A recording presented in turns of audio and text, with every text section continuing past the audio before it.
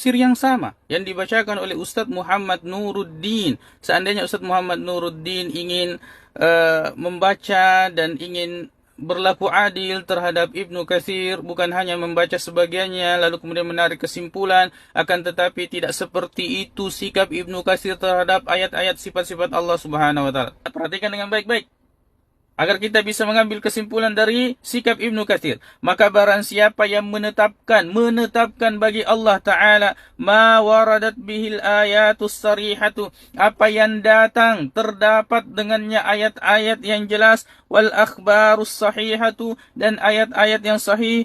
Maka apa kata tafsir Ibnu Katsir ini? Faqad salaka sabilal huda, maka sungguh dia itu telah menempuh jalan al-huda, yaitu petunjuk. Dan inilah madhab as-salafus salih. Bismillah, di dalam video ini kita akan melihat bagaimana Ustadz Muhammad Nuruddin membacakan kitab tafsir Ibnu Katsir, lalu kemudian memberikan kesimpulan terkait dengan sikap Ibnu Katsir yang berkaitan dengan ayat-ayat yang datang menjelaskan tentang sifat-sifat Allah Subhanahu wa taala, memberikan kesimpulan bahwa Ibnu Katsir mentakwil lalu kemudian tidak menetapkan makna hakikat sebagaimana ayat itu datang. Mari kita lihat bagaimana Ustadz Muhammad Nuruddin memberikan kesimpulan yang sepihak, dan kesimpulan itu ditolak oleh Ibnu Katsir juga di dalam tafsirnya, dan di situ Ibnu Katsir menyatakan bagaimana sikapnya terhadap ayat-ayat yang datang dengan sifat-sifat Allah Subhanahu wa taala. Mari kita lihat.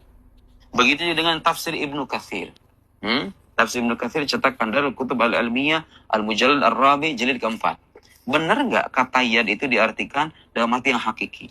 Yadullah fawqa aydihim. Bagaimana Imam Ibnu Katsir mengartikan yadullah fawqa aydihim? Halaman 158 jilid keempat tafsir Ibnu Katsir. Yadullah fawqa aydihim ay hadirun ma'ahum yasma'u aqwalahum wa yara makanahum wa ya'lamu dhamairahum wa dhawahirahum fahuwa ta'ala huwal mubayyi' biwasitati Rasulillah sallallahu alaihi wasallam.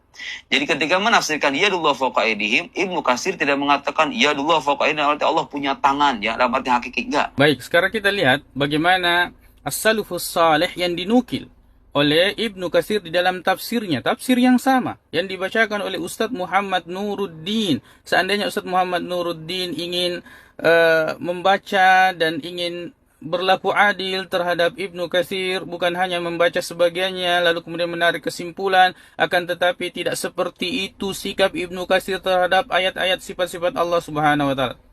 Coba kita lihat di tempat yang lain ketika Ibnu Katsir menafsirkan ayat Allah Subhanahu wa taala, "Tsumma stawa 'alal 'arsy." Tsumma stawa 'alal 'arsy. Kemudian Allah Subhanahu wa taala beristiwa di atas arsy. Apa kata Ibnu Katsir? Falin nasi fi hadzal maqami maqalatun katsiratun jiddan. Bahwa orang-orang terkait dengan sikap mereka, ayat-ayat yang seperti ini banyak sekali pendapat. Laisa hadza mawdi'u bastiha. Ini bukan tempat atau waktunya untuk membentangkan permasalahan ini. Wa innama ini adalah adatul hasr.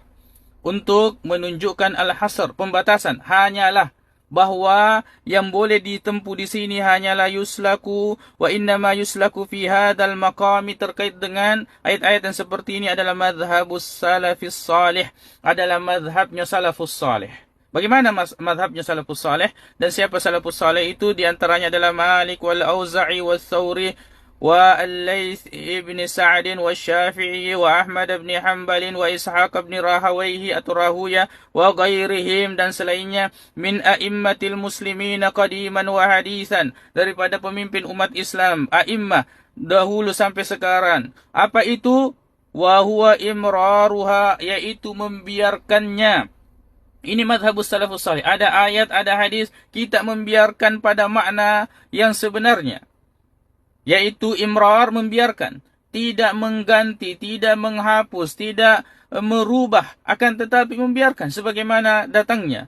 Kama ja'at, sebagaimana datangnya, min ghairi takwifin, tanpa bertanya bagaimana terhadap sifat Allah Subhanahu wa taala, wala tashbihin, dan tidak menyerupakan, wala ta'tilin, dan tidak pula mengingkarinya, waz-zahirul mutabadiru ila adhanil musyabbihina manfiyun anillah. Adapun yang makna yang terlintas kepada orang-orang yang menyerupakan Allah Subhanahu wa taala, maka semua itu dinafikan daripada Allah Subhanahu wa taala. Fa innallaha la yushbihuhu syai'un min khalqihi, karena tidak ada sesuatu pun yang menyerupai Allah Subhanahu wa taala dari makhluknya. Wa laysa kamitslihi syai'un wa huwas samiul basir. Ibnu Katsir membacakan ayat, dan Allah Subhanahu wa taala tidak menyerupai, laisa kamitslihi syai'un, tidak ada yang serupa dengannya, wa huwas samiul basir, tapi Allah Maha mendengar, Maha melihat. Balil amru, ingin melihat bagaimana duduk permasalahan dan sikap Ibnu Katsir terkait dengan ayat-ayat yang datang membawakan sifat-sifat Allah Subhanahu wa taala. Beliau mengatakan balil amru, yang sebenarnya perkara yang harus ditempuh adalah kama qalal a'immatu, sebagaimana yang dikatakan oleh para imam. Minhum Nu'aimun ibnu Hammadin, di antaranya adalah Nu'aim bin Hammad al-Khuzai Syekhul Bukhari. Ini adalah gurunya Imam Bukhari. Apa perkataannya? Man syabbaha Allah bi khalqihi faqad kafara, siapa yang menyerupakan Allah dengan makhluknya maka dia kafir. Wa man jahada ma wasafallahu bihi nafsahu faqad kafara, siapa yang mengingkari terhadap apa yang Allah sifatkan kepada dirinya maka dia kafir. Wa laysa fima wasafallahu bihi nafsahu, dan tidak ada pada apa yang Allah sifatkan untuk dirinya atau pada dirinya, wala rasuluhu, dan apa yang rasulnya sifatkan untuk Allah, tashbihun, penyerupaan.